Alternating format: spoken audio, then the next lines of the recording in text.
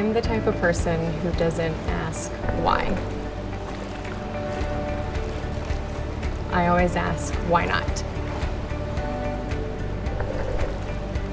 I kind of dive right in and do it.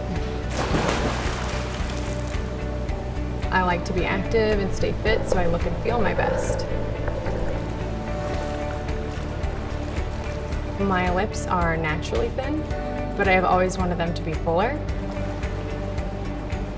I've always been a very curious person, and I've had a few friends have their lips done. When my doctor said Juvederm Ultra XC is FDA approved for the lips, I thought, why not? I couldn't be happier with my results. I think my lips look natural, and it's exactly what I wanted. I'm really excited to compare my before and after photos because the results truly exceeded my expectations.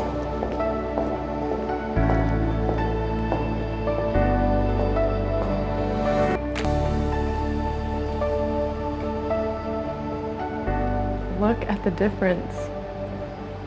Wow. It's amazing. I like this girl. I like her.